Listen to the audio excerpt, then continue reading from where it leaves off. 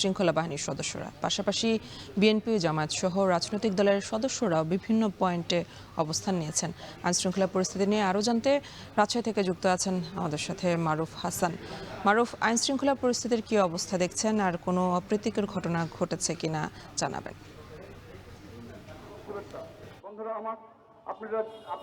সকাল থেকে রাজশাহীতে আইন শৃঙ্খলার বাহিনীর সদস্যরা তাদের যে দৈনিক যে টহল, সেই টহলটিকে বাড়িয়ে কিন্তু তারা এই দিনকে ঘিরে অর্থাৎ নিষিদ্ধ সংগঠন আওয়ামী লীগে তাদের যে ৭৭তম প্রতিষ্ঠাবার্ষিকী ঘিরে যাতে কোনো ধরনের কার্যক্রম করতে না পারে এবং তারা যাতে এখানে কোনো ধরনের অপ্রীতিকর ঘটনা ঘটাইতে না পারে, সেই জন্য তারা সার্বক্ষণিকভাবে এখানে প্রতিহত করার জন্য প্রস্তুত আছেন এবং তারা তাদের যে টহলি কার্যক্রম সেটি কিন্তু নগরীর বিভিন্ন প্রান্তে কিন্তু তারা চালিয়ে যাচ্ছেন। পাশাপাশি গুরুত্বপূর্ণ যে পয়েন্টগুলো রয়েছে সেই জায়গাগুলোতে, বিশেষ করে সাহেববাজার 0 পয়েন্ট এবং কাটাখালী, তারপর এখানে আপনার কেন্দ্রীয় শহীদ মিনার প্রাঙ্গণ সহ অন্যান্য যেসব পয়েন্টগুলো রয়েছে সেগুলোতে কিন্তু বিভিন্ন রাজনৈতিক দলের নেতাকর্মীরা কিন্তু অবস্থান নিয়েছেন। আমি এখন রাজশাহীর কেন্দ্রীয় শহীদ মিনার প্রাঙ্গণে আছি। এখানে দেখতে পাচ্ছেন যে বিপুল সংখ্যক বিভিন্ন বিএনপি এর অঙ্গ সংগঠনের নেতৃবৃন্দরা কিন্তু উপস্থিত হয়ে এখানে বিক্ষোভ সমাবেশ করছেন এবং তারা এখানে হুঁশিয়ার দিচ্ছেন যাতে নিষিদ্ধ সংগঠন আওয়ামী লীগ তারা আজকে যাতে তাদের যে কার্যক্রম সেটা যাতে কোনোভাবে করতে না বের হয় এবং যদি কেউ বের হয় এবং তারা যদি সেটি দেখতে পায় তাহলে তাদের অবস্থা আরো করুণ হয়ে যাবে বলেও কিন্তু তারা এখানে হুঙ্কার দিচ্ছেন। পাশাপাশি তারা বলছেন যে আওয়ামী লীগের যে কার্যক্রম ঘিরে ইতিমধ্যে তারা বিভিন্ন সোশ্যাল মিডিয়াতে যে ধরনের প্রচার প্রচারণা করেছে তারা যাতে সেটি বাস্তবায়ন না করতে পারে সেজন্য তারা তাদের নেতাকর্মীদেরকেও সেই বার্তা দিচ্ছেন যাতে সবাই যাতে এখানে সজাগ থাকে।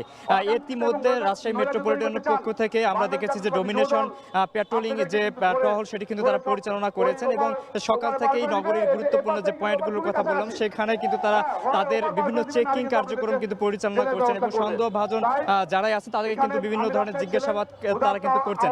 পাশাপাশি আমরা একটি তথ্য পেয়েছি আরএমপির পক্ষ থেকে, তারা ইতিমধ্যে নিষিদ্ধ সংগঠন আওয়ামী লীগের একজন কর্মীকে গ্রেপ্তার করেছেন এবং তারা সেখানে বলেছেন তার কিছু তথ্য তারা যাচাই বাছাই করার পরে সন্দেহভাজন হলে পরবর্তীতে তাকে কিন্তু গ্রেপ্তার করেছেন এবং যতটুকু জানতে পেরেছি তার নামে ইতিমধ্যে নাশকতার মামলার একটি মামলা কিন্তু অন্তর্ভুক্ত করা আছে, যার কারণে পরবর্তীতে তাকে কিন্তু গ্রেপ্তার করা হয়েছে। এই যে পরিস্থিতি ঘিরে রাজশাহীতে বিভিন্ন রাজনৈতিক নেতৃবৃন্দ থেকে শুরু করে প্রশাসনিক যে তৎপরতা সেটি আসলে চোখে পড়ার মতো এবং তারা এখন পর্যন্ত মাঠে আছে এবং তারা তাদের যে কার্যক্রম সেটি পরিচালনা করছে যাতে কোনোভাবে নিষিদ্ধ সংগঠন আওয়ামী লীগ তাদের যে কার্যক্রম ঘিরে যেসব ঘোষণা দিয়েছেন সেগুলো যাতে বাস্তবায়ন করতে না পারে এই জন্য তারা সজাগ রয়েছেন।